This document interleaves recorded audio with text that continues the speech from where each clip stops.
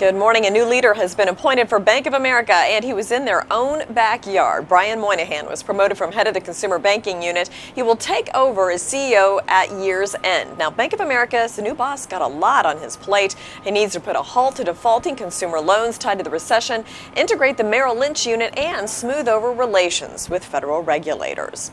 Also, the U.S. has delayed plans to shrink its one-third stake in Citigroup as the bank raised just $17 billion by selling stock for a price too low.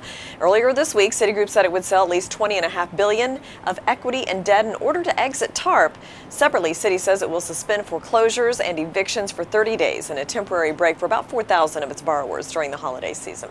Well, mixed close for Wall Street's major averages, with stocks erasing earlier gains. This as the Federal Reserve meeting concluded, and they raised concern that the FOMC is preparing investors for rate hikes next year.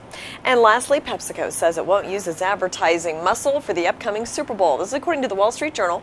The paper says this is a surprising move, as Pepsi was the biggest advertiser on last year's broadcast. Frank Cooper, a senior VP for Pepsi, says, quote, in 2010, each of our beverage brands has a strategy and marketing platform that will be less about a singular event. The decision leaves the field open for rival Coca-Cola, which is reportedly putting the finishing touches on its Super Bowl ad featuring The Simpsons. At the New York Stock Exchange, I'm Jane King with the Bloomberg Business Report.